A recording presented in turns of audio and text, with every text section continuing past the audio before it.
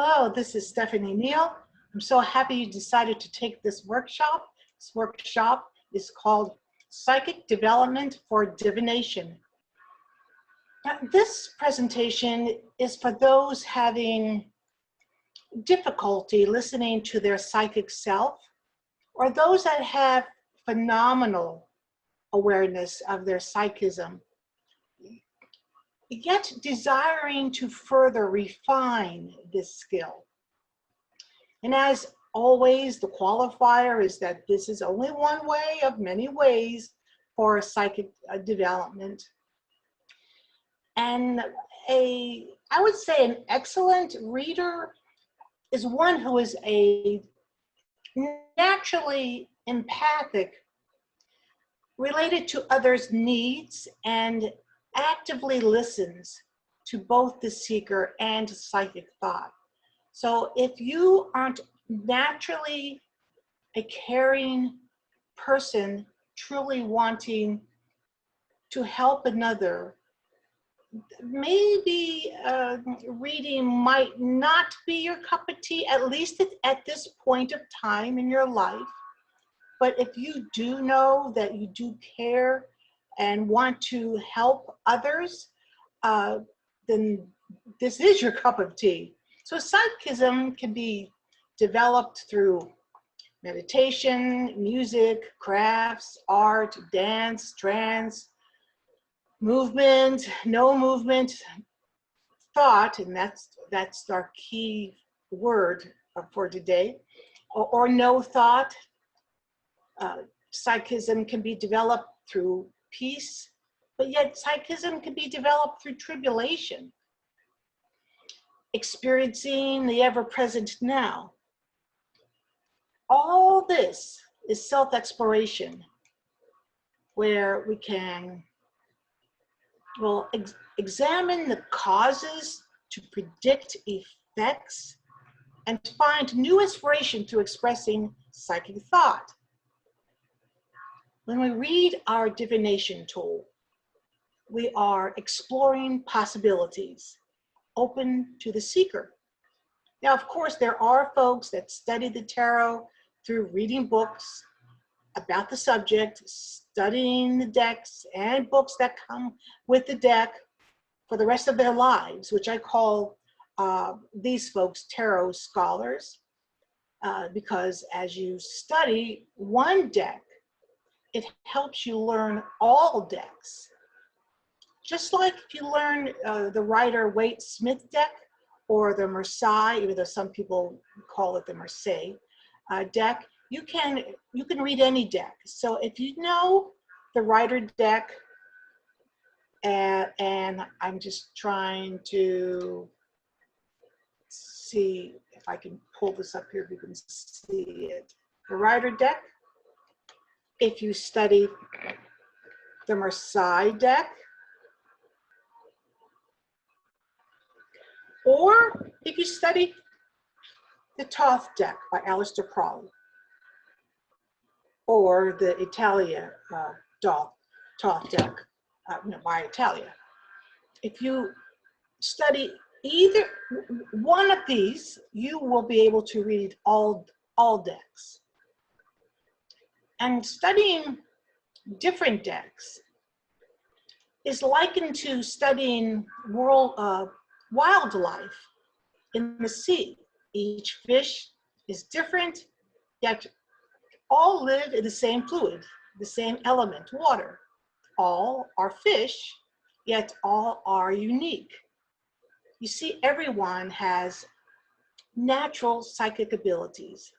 Some just need to believe in their own skills, while others need a little push past the open gate, at which point listening becomes easier and easier. The psychic skills help develop our life's experiences and awareness. While we are experiencing our lifetimes, we are expressing our higher self in many forms. The aim for this teaching is seeing the connection of our psychism to divination and life itself. Now, purposes for refining psychic skills are many.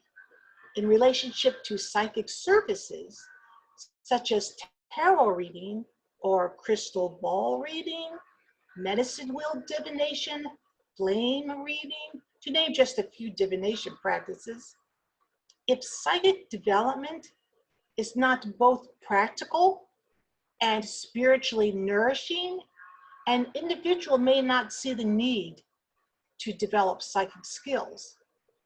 Over time, it takes actionable steps to produce effective readings. It takes effort.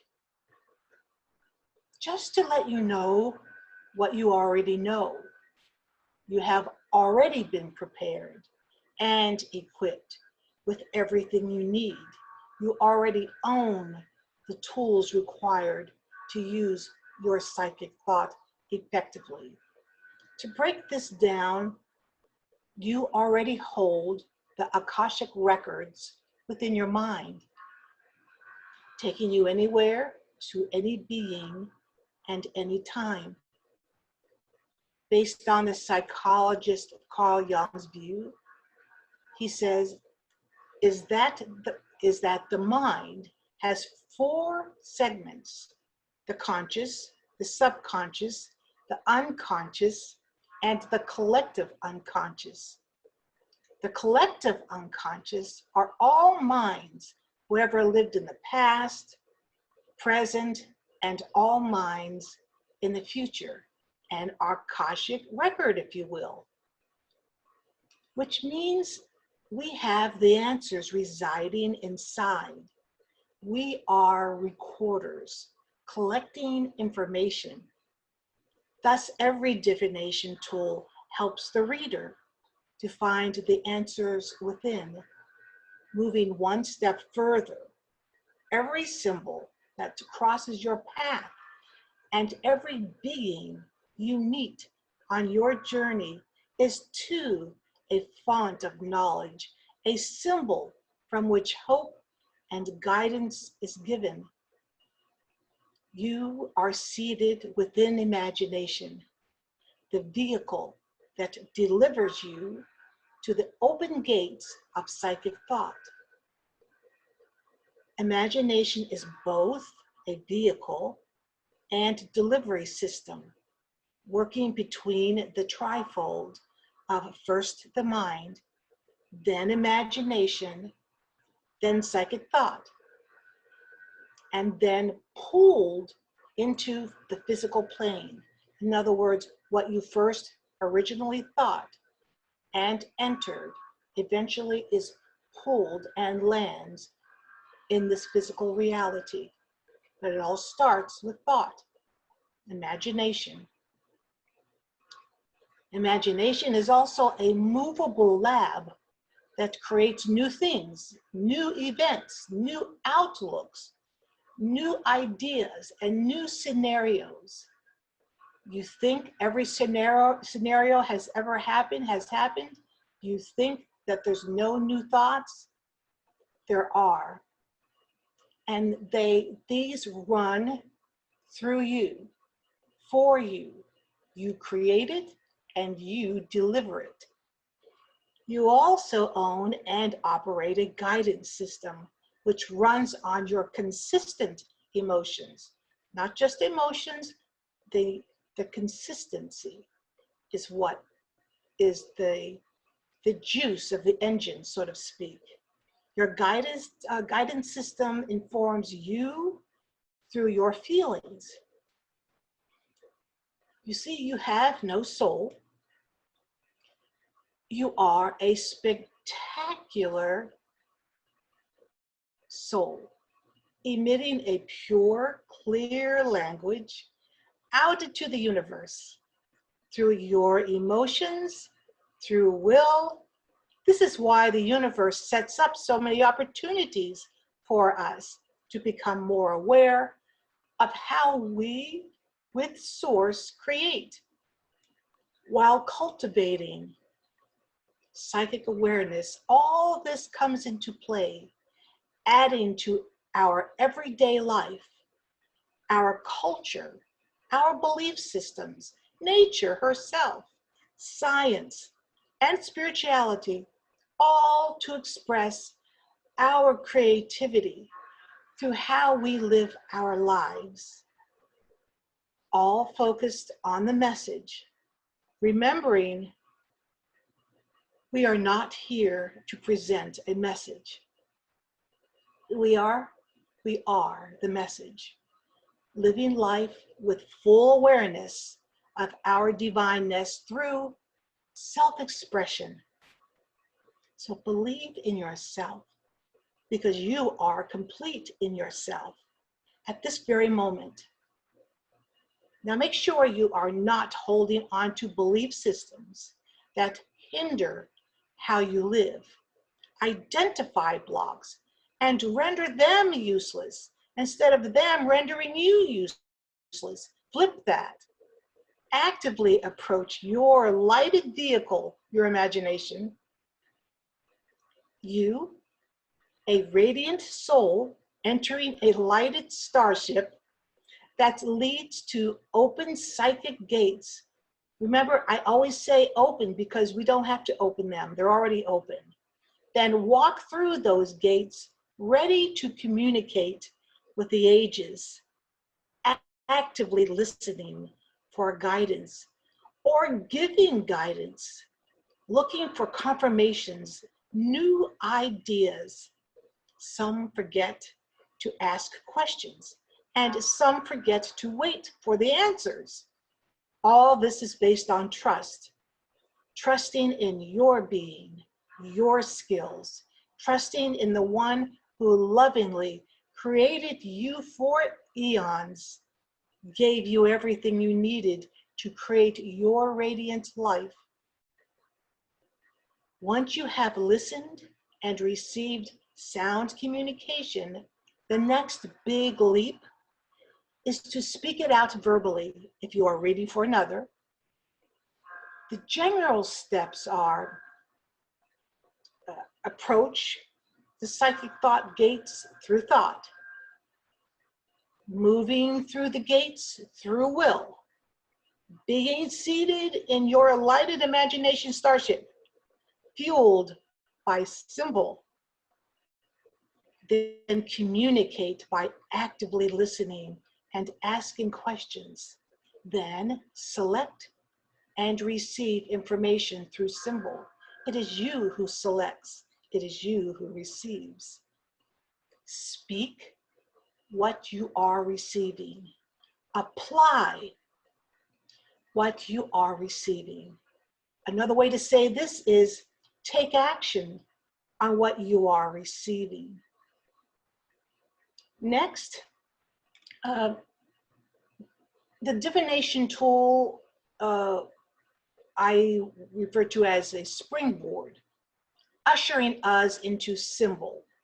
Though we can begin with just symbol to become aware of our psychic open gate, which holds psychic thought inside imagination. The unfocused ego always says, but wait, you first need to do this, or you need to do that before you can acquire psychic thought. No, no. Isn't it just like the unfocused ego to promise something we already possess? Some say most readers use a divination tool as a foothold into a predictive state of mind, though this is not necessary. We do not need to work for something that already belongs to us. It is not necessary to work with any divination tool. However, it is more enjoyable for some to work with the divination tool as a companion.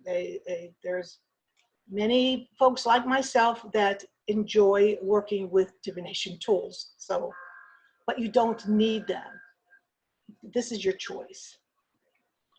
Now, for the divination, begin by clearly stating what symbol on the card you are going to use as a springboard, or the shape found inside your crystal ball, or the formations the squirrel that runs across your yard is conveying to you. Essentially, stating What you see in the form, the symbol or word, which is still a symbol, and tool, which is a symbol also, are springboards. In fact, if you have a key word attached to each card, then that too is a springboard, moving you into other words, which will move you into phrases, interpreted the form, adding phrases as you listen to Spirit's direction, your mind, your higher self, trusting in your own deity-given abilities. Say what you see. Say what you hear, because some folks hear messages audibly, or say what you feel or sense when considering what the object or word is presenting. We all easily approach psychic thought through thought. You see, a new dance is created through dance. A new sculpture is created by sculpting. New music is created by music. A new craft is created by crafting. Thus, your mind's thoughts move you into imagination thoughts. Thoughts create thoughts, which creates imagination. In turn, ushers you into psychic thoughts. Now, creative thinking. This story shows the process of psychic thought through creative thinking, found on, I would say, the field of emotion and need. This creative thinking story is loosely based on a real event. So we first identify an issue through a question, statement, or a scenario, just like a seeker when they come to a reader. Everything falls into those three groups. Let's say a young man of 15 years of age became blind earlier in his life and misses reading terribly. He randomly picks up a pine cone, which is his first symbol to help solve his need. The first word becomes a second word, which becomes a phrase. Then psychic thought kicks in looking for an answer to the issue. These first few words are moving towards something new, blending two things, two concepts that have nothing to do with each other, which are how to read while blind and holding a pine cone begins to springboard thoughts, concepts to mind, seemingly separate in the beginning, yet there is a clear shift which integration begins to happen. The concepts begin to blend together. Creative thinking walks you right up to that open psychic door. You know you have entered psychic thought because at this point, the phrases and solutions flow like water. Now, Louis Braille begins to realize if he could feel each word like he was feeling the many bumps on this pine cone he was exploring with his hand, he could be able to read anything. So he set to work creating a reading system for the blind at the age of 15. He based his system on the Charles Barber's night writing code. So in summary, Louis identified an issue. In other words, he listened to and identified his needs. 2, he selected a tool, the pine cone. 3, he selected a creative thinking process, which is, he was really performing conceptual integration blending. Though he may not have known that that's what it was called or that's what he was using. Considered concept symbols to apply to his need, which walked him right up to psychic creative thought, pulling something completely new into this physical world that would benefit many for years to come. We will never know if he utilized the psychic thought. However, creative thinking was absolutely utilized. Now, of course, he still needed to figure out how to create and implement his new idea through actions, trial and error. So solutions do not come in a one-step package, even though that would be nice at times, but just because you receive an answer does not mean that the complete solution happens in just one step. No, that's not reality. Most of the time, it probably takes like 12 or 15 or more steps to get to that place you want to be. So bottom line, his invention came from his thoughts and a symbol. And there is no incorrect way when working with tarot or divination, unless you are harming someone, breaking the law, disrespecting the seeker or yourself or the tool. Psychic thought is about trusting yourself, looking at the symbols, and confidently conveying an effective message that relates to the seeker's question. Things, events, or scenarios that have nothing to do with your question will give you answers by allowing your imagination to go anywhere, anytime, any person or animal. Your intuition will pick up where your mundane mind left off. As stated before, the seeker's question is important because what you want to help, thus make sure you understand what they want to be helped. You may think how to help them, but be clear on what you're hearing from the person. Pay attention to the person's question and don't assume. So make it really clear that you're helping them exactly where and how they want to be helped. And that can be tricky sometimes. That's why I'm emphasizing that. And also to understand what they want to remedy or create or confirm. And once you know the question, allow your psychic muscles to see any issues around the question. Read what the tool is conveying through the question by breaking up the question, looking at separate sections within the question through a spread you create for the seeker. You see, the spread of how I personally do it, I create a spread that's based on the question. But base this spread, of course, you can use any spread, you can still do that. But having a unique original spread each time is just wonderful. And you explore the question. The tool explores the question.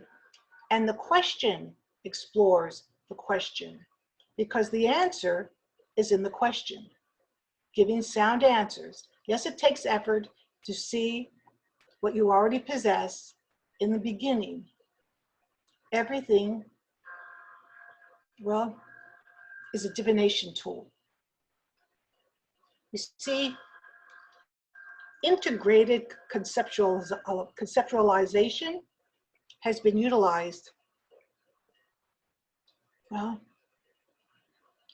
for centuries by mathematicians, scientists, philosophers, authors, inventors, artists, and many more creative thinkers, agents of change, though it has only been a few decades that this process has been given a name.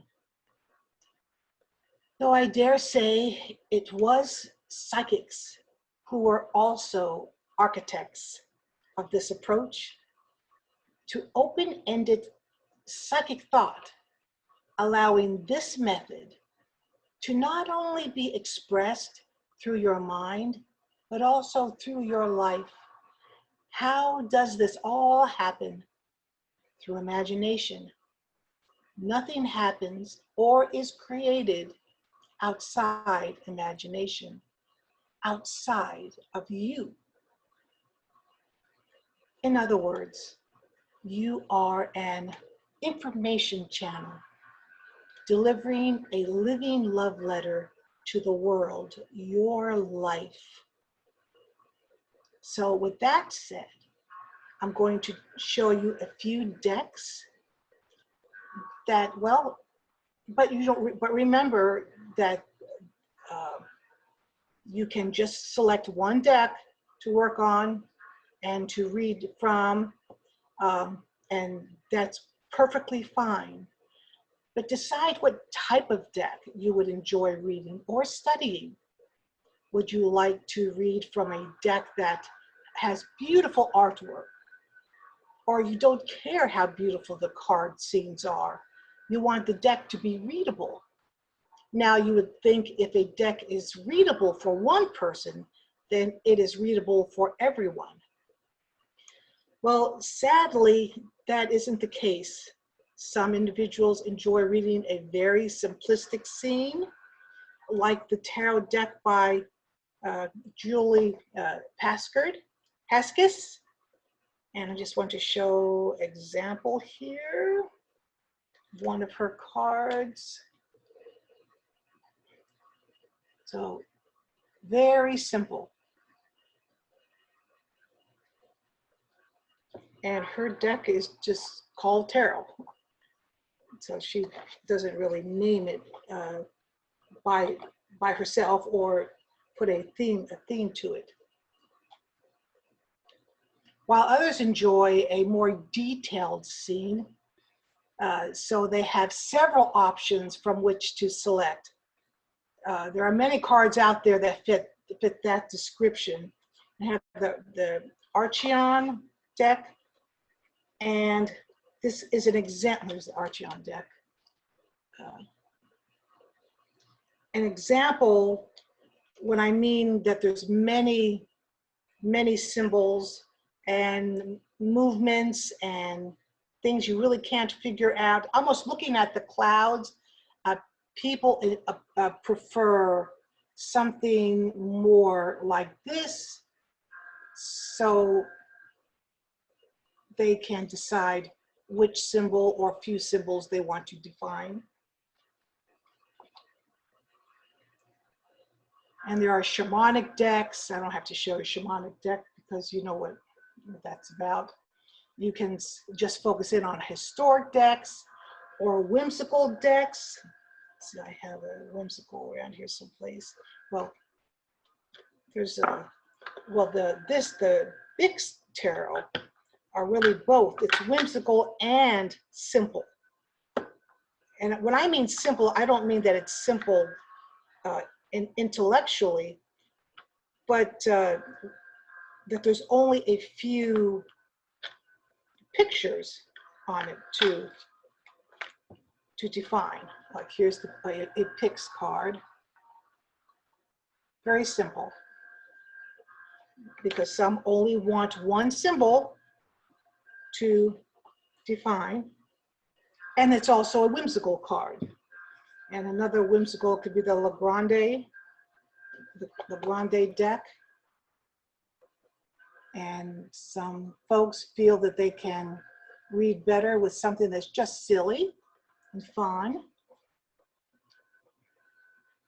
Then there's story-based decks, meaning that everyone knows these basic stories.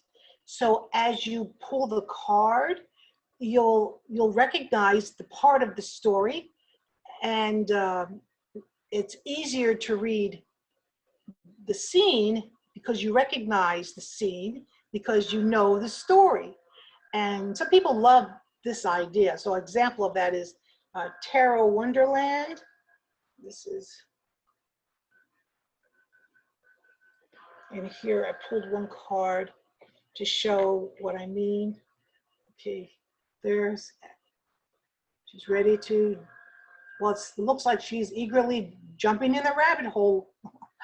So I know sometimes we feel like, oh, here we go down the rabbit hole again. So that's what I mean. It's just clearly readable, And then you can interpret the scene based on part of the story and just the scene itself. So that's nice. A subject you enjoy, like herbs, dreams. Here's the Herb Crafter's Tarot. This is tarot, and it's all about herbs. So you're studying herbs at the same time as you're learning the deck.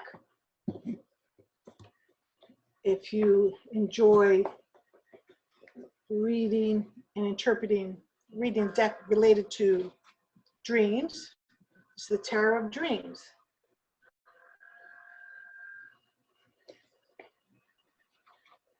Now, of course, then you have pantheon-oriented.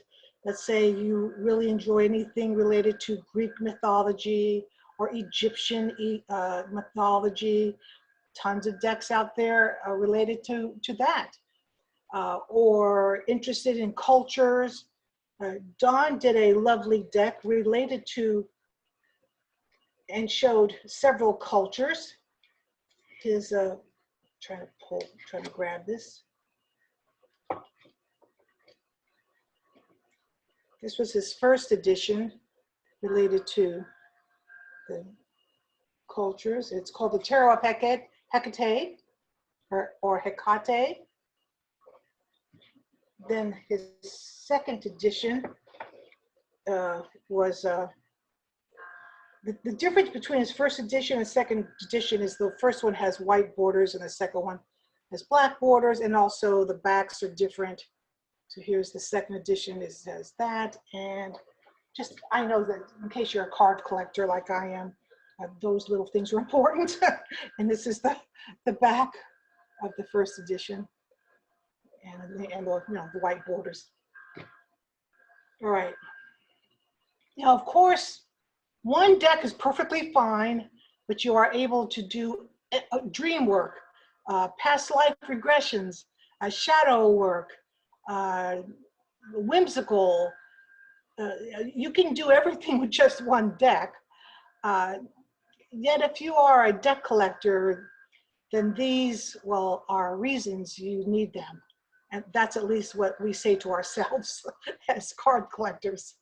We don't need them, but since we collect them, we like to have a variety of different decks. But basically, you only need one deck, and that will be more than sufficient to do anything you need to do related to the seeker. Or let's say you might want to have maybe 2 or 3 decks. Okay, fine, same thing.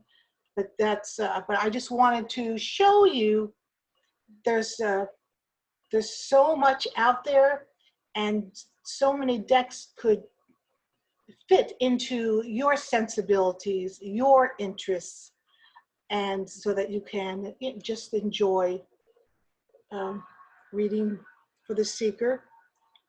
Or there are some people that don't read for seekers, that they only study, they just study. And then there's others that just collect and don't even read tarot, and there's just a few. But they enjoy collecting. So there's 3 groups right there that, or you may enjoy all three approaches to tarot, and so have fun. So with that said, I hope you enjoyed this, and it's time to enter your starship. And until next time, blessed be. Take care, everyone. Bye-bye.